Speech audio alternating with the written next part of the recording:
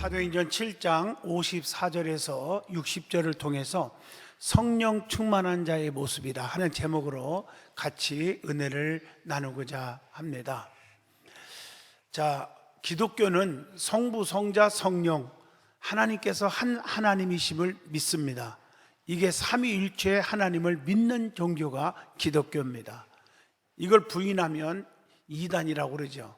하나님께서는 전능하시고 전지하십니다. 그리고 무소부재하셔서 과거와 현재와 미래에 동일하게 역사하시는 줄로 믿습니다. 구약시대에는 성부 하나님께서 선지자나 사사들이나 예언자들을 통해서 말씀과 기적을 일으켰음을 볼 수가 있습니다. 그래서 성경에 보면 홍해바다를 갈라지고 반석에서 샘물 터져 나오고 여리고성이 무너지고 요단강이 갈라지고 하늘에서 비가 내려오게도 하고 비를 멈추게도 하고 여호와의 불이 내려와서 모든 재물을 태워 올리기도 하고 엄청난 역사를 이루었죠. 신약시대에 와서는 성자 하나님, 즉 예수 그리스도를 통해서 말씀하시고 이적을 일으켰습니다. 특히 마태, 마가, 누가, 요한복음, 사복음서는 예수행전이라고 그러는데 그 내용의 80-90% 이상이 거의 다 기적의 역사였음을 우리가 알 수 있습니다. 죽은 자를 살리시고 각색 병든 자를 고치시고 문제를 해결해 주시고 풍랑은 잔잔케 하시고 역사를 이루었죠. 또 성령 시대인 지금은 보혜사 성령님을 통해서 기적을 일으키고 계신 줄로 믿습니다. 그 하나님은 어제나 오늘이나 영원토록 동일하십니다. 지금은 성령 시대입니다. 성령의 충만함을 반드시 받고 신앙생활을 하여야 할 것입니다. 오늘 본문 말씀을 잘 보시면 성령 충만한 스데반 집사님의 순교에 관한 말씀이 기록되어 있습니다. 스데반 집사님은 성령과 지혜가 충만했고 칭찬 듣는 7 집사 중에 한 사람이었음을 사도행전 6장 3절을 통해서 우리는 압니다. 그는 복음을 위해서 애치다가 순교를 당합니다. 오늘 본문 말씀을 보면 이 스데반 집사님이 순교할 때에 마지막 모습과 마지막 애침이 나오고 있습니다. 성령 충만한 스데반 집사님의 모습을 통해서 성령 충만한 자의 모습이라고 하는 제목으로 저와 여러분이 깊은 은혜를 받기를 원합니다. 자, 그러면 성령 충만하면 어떻게 됩니까? 두려움이 첫째로 없어집니다. 성령에 충만한 사람은 근심, 걱정, 불안, 초조, 낙심, 두려움이 다 사라지는 거예요. 스데반 집사님은 돌에 맞아 순교할 때에 얼마나 아팠을까? 피투성이 됩니다. 그 죽음에 대한 두려움도 스데반 집사님은 없었습니다. 예수님을 믿고 성령에 충만하면 두려움이 사라지는 거예요. 여호수아 1장 6절 보면 모세의 시종 눈의 아들 여호수아를 후계자로 삼을 때 강하고 담대하라, 너는 내가 그들의 조상에게 맹세하여 그들에게 주리라 한 땅을 이 백성들에게 차지하게 하리라. 강하고 담대하라고 했습니다. 두려워하지 말라고 했어요. 우리는 무엇에 두렵지 말아야 합니까? 우리가 성경을 통해서 찾아봅니다. 사도행전 20장 23절에 보면 결박이 두렵지 않습니다. 아무리 우리에게 환난의 바람이 불어오고 우리를 결박한다 할지라도 두려워하지 않습니다. 또 사도행전 23장 11절에 보면 어떤 원수 마귀들이 대적들이 와도 두려워하지 않습니다. 거기 보면 주께서 바울 곁에 서서 이르시되 담대하라, 내가 예루살렘에서 나의 일을 증언한 것 같이 로마에서도 증언하여야 하리라 하시니라. 또 군중들이 두렵지 않아요. 많은 사람들이 군중 심리에 의해서 스데반 집사님을 핍박하고 그렇게 고통을 주지만 두렵지 않았어요. 사도행전 23장 6절의 말씀입니다. 또 어떤 내 앞에 닥쳐오는 심판도 두렵지 않았어요. 사도행전 23장 2절로 3절을 보면 그 입을 치라 명하니 바울이 이르되 회칠한 담이요 하나님이 너를 치시리로다 이렇게 말하고 있어요. 네가 나를 율법대로 심판한다고 앉아서 율법을 어기고 나를 치라 하느냐 이렇게 말하고 있어요. 또 죄악이 두렵지 않습니다. 에베소서 5장 16절로 18절을 보면 세월을 아끼라 때가 악하니라. 그러므로 어리석은 자가 되지 말고 오직 주의 뜻이 무엇인지를 이해하라 이렇게 말씀을 드리고 싶습니다. 그 다음에 부족함이 있어도 두렵지 않습니다. 지금 부족한 게 얼마나 많습니까? 빌립보 4장 12절 보세요. 사도 바울은 이 부족함이 엄청나게 많지만 다 견디고 다 소화를 시켜요. 나는 비천에 처할 줄도 알고 풍부에 처할 줄도 알아. 모든 일, 곧 배부름과 배고픔과 풍부와 궁핍에도 처할 줄을 아는 일체의 비결을 배웠노라 이렇게 말씀하고 계십니다. 또 그에게 닥쳐오는 엄청난 그 죽음도 두렵지 않았습니다. 사도행전 20장 24절 보세요. 사도 바울의 고백입니다. 나의 달려갈 길과 주 예수께 받은 사명 곧 하나님의 은혜의 복음을 증언하는 일을 마치려 하면은 나의 생명조차도 조금 더 귀한 것으로 여기지 아니하노라 이렇게 말씀하고 계세요. 우리에게 펼쳐져 있는 어려운 그 환경이 있어도 두렵지 않았어요. 사도행전 20장 22절 보세요. 보라 이제 나는 성령에 매여 예루살렘으로 가는데 거기서 무슨 일을 당하는지 알지 못하노라. 그러나 두렵지 않다는 거죠. 마태복음 10장 28절에 보면 몸은 죽여도 영혼은 능히 죽이지 못하는 자들을 두려워하지 말고 오직 몸과 영혼을 능히 지옥에 멸할 수 있는 일을 두려워하라. 어떤 위협이 와도 두렵지 않다는 것입니다. 그리고 내가 연약함이 있어도 두렵지 않는다. 고린도전서 1장 29절에 보면 아무 육체도 하나님 앞에서 자랑하지 못하게 하려 하심이라. 성령에 충만하면 또한 근심, 걱정 모두 버려야 합니다. 요한복음 14장 6절에 예수께서 이르시되 내가 곧 길이요 진리요 생명이니 나로 말미암지 않고는 아버지께로 올 자가 없느니라 라고 말씀합니다. 여러분 주님의 말씀을 멸시하면요 슬픔과 근심이 옵니다. 잠언서 1장 27절에 보면은 너희의 두려움이 광풍같이 임하겠고 너희의 재앙이 폭풍같이 이르겠고 너희에게 근심과 슬픔이 임하리니 그랬어요. 그래서 근심하지도 말고 수고하고 무거운 짐자들아 다 내게만 오라고 그랬어요.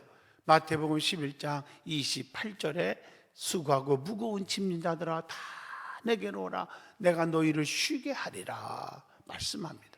그리고 베드로전서 5장 7절에 너희의 염려를 다 주께 맡기라 이는 그가 너희를 돌보심이니라 말씀하고 계십니다. 하나님을 빛으로 구원으로 삼는 사람은 어떻게 됩니까? 내가 누구를 두려워하리요? 두려움이 없어진다고 시편 27편 1절에 말씀합니다. 그래서 하나님을 의지하는 사람은요 시편 3편 6절에 보면 천만인이 나를 애워싸 진친다 할지라도 나는 두려워하지 아니하리로다 라고 고백을 합니다. 그래서 의인은 7번 넘어져도 일어나나 악인은 재앙에 엎어진다고 잠언서 24장 16절에도 말씀을 하고 계십니다. 또한 성령에 충만한 스데반 집사님은요 돌에 맞아 순교하시면서도 거기서 3가지 말씀을 남기지요.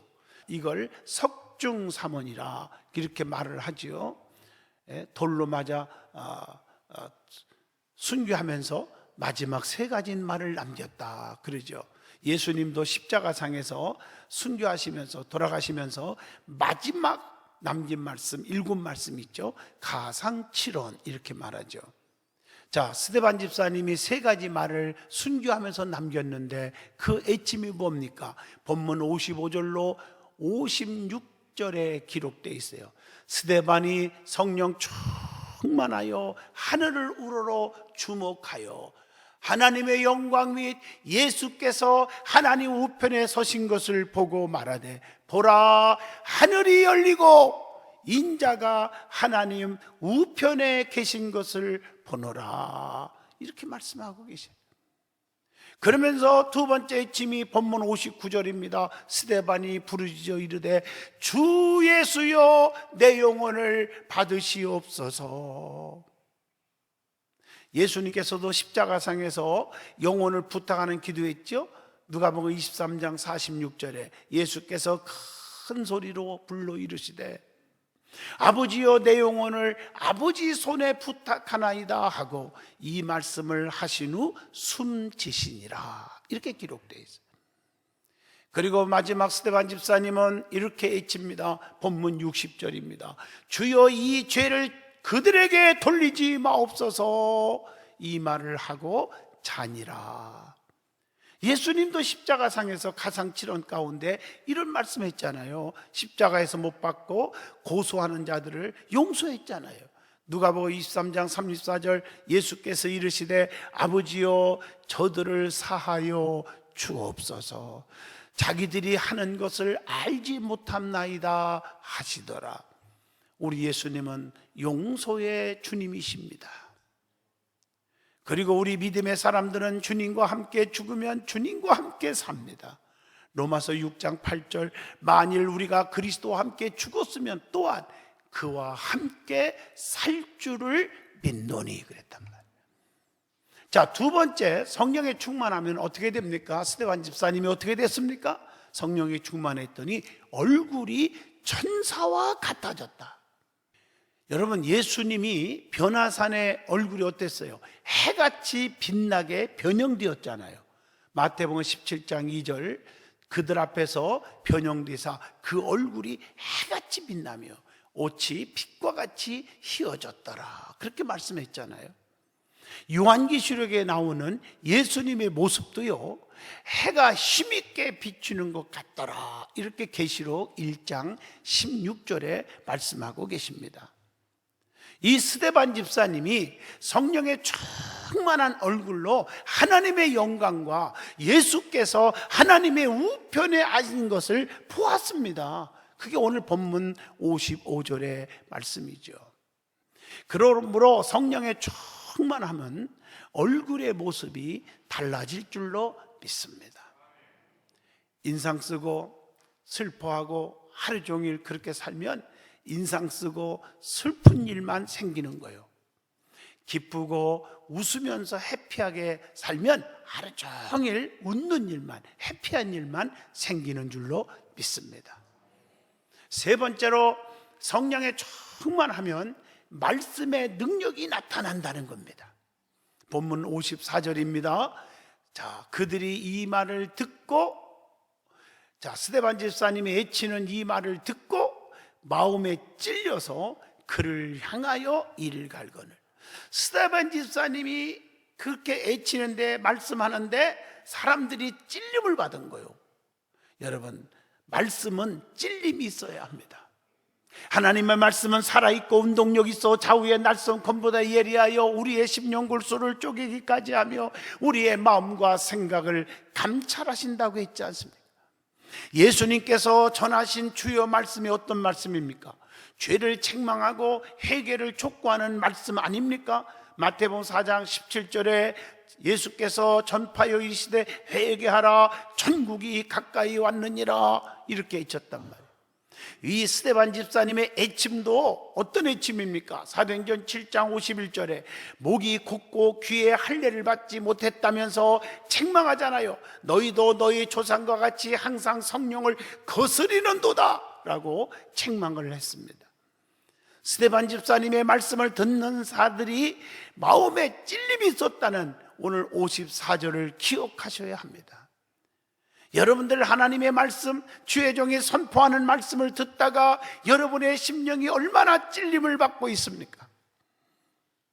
습관적인으로 말씀을 들으면 안 됩니다. 오순절날 성령의 충만받은 사도들이 말씀을 전할 때에 찔림받기 시작했다고 사도행전 2장 37절에 바울의 말을 전하는데, 또 찔림받았지만, 또 스데반 집사님의 말을 외치는데도 찔림받았지만, 오순절날 성령 받은 사도들이 말씀을 전할 때도 마음에 찔려 어찌할꼬 하고 찔림을 받았다는 거예요. 성령이 충만하면 날마다 말씀에 찔림이 있고, 그렇지 못한 자는 비판하고 능력하고 핍박을 하는 것입니다. 마치 자기를 치는 설교라고 또 들어요. 성령에 충만하면 성화의 은총도 일어납니다.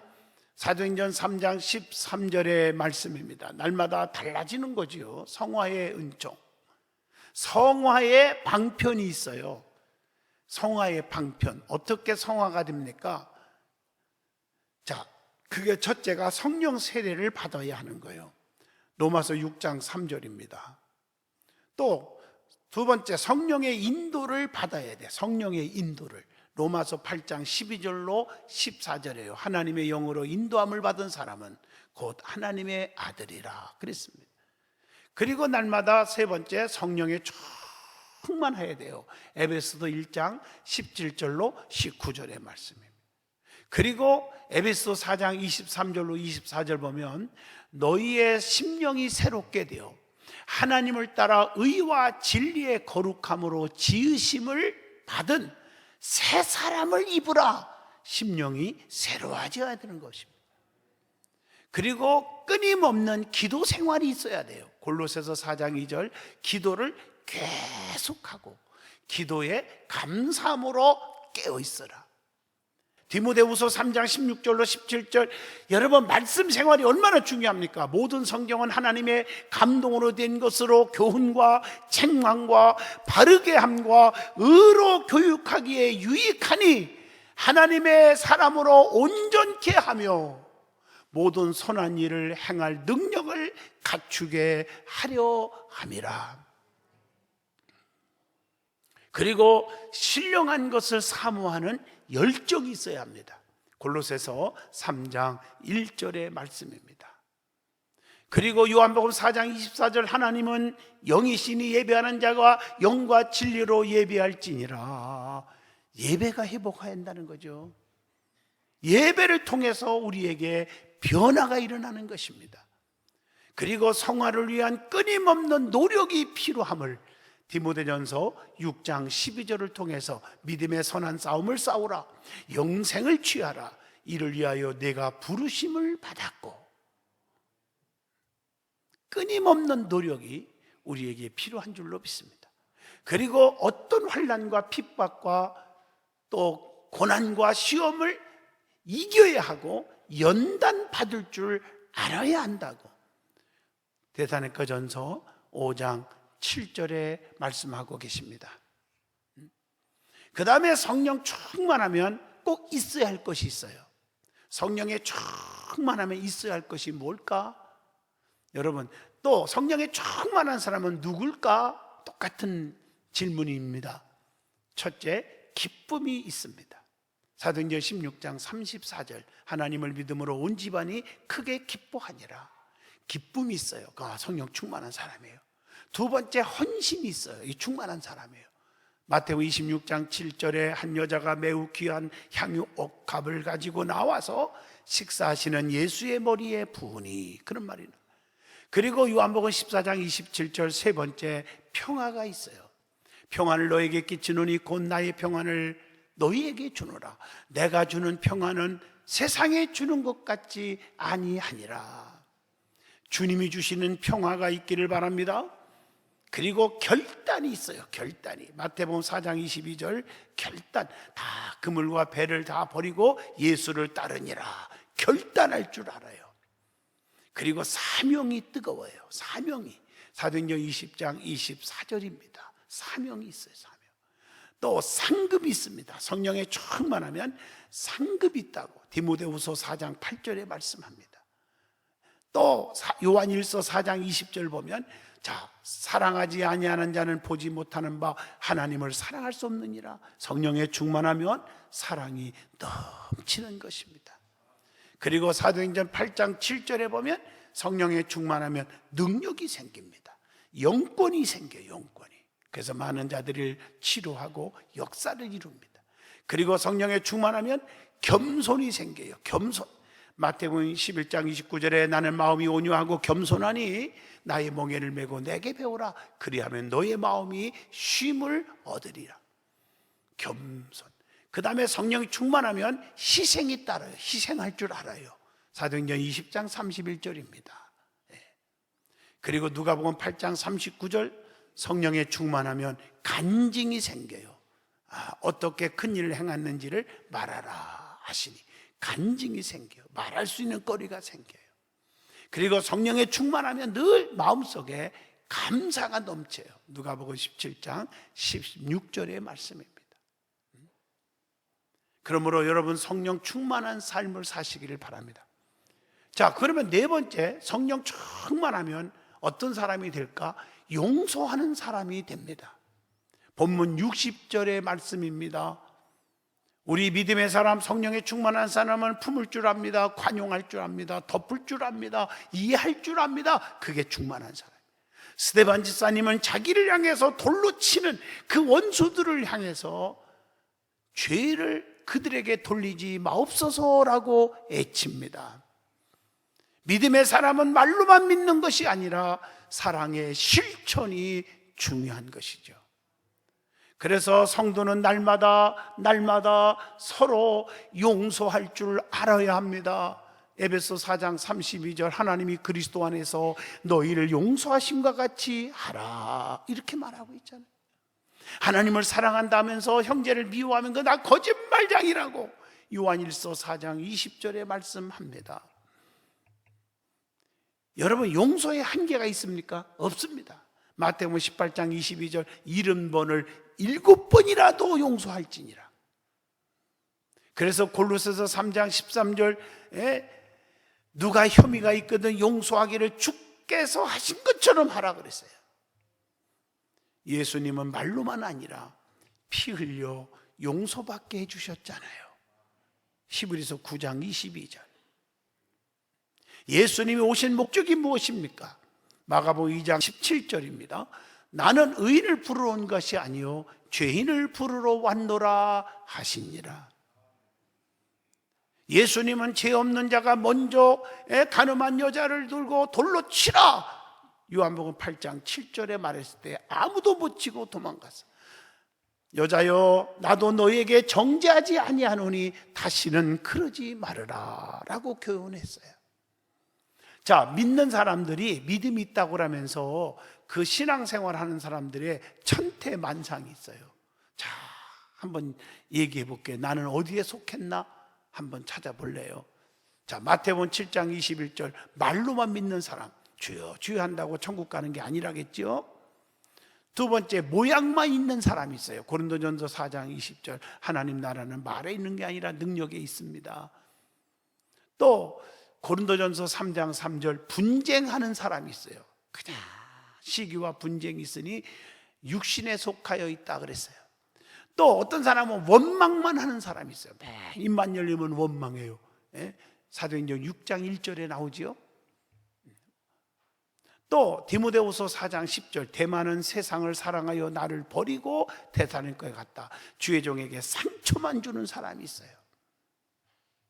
또 어떤 사람은 물질이 최고인 줄 알아. 물질만 아는 사람이 있어요. 최고인 줄 알아. 사도행전 8장 20절 말씀 보면요, 여러분 거기에 보면요, 돈 같은 거 좋아하지 말란 말이에요. 내 은과 내가 함께 망할지어다 그랬어요.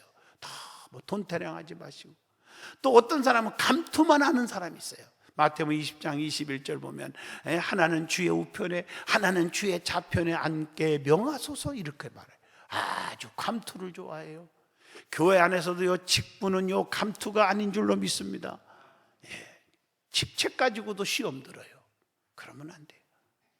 자, 그러면 성령 충만하는 사람은 외식하는 자가 되지 않습니다.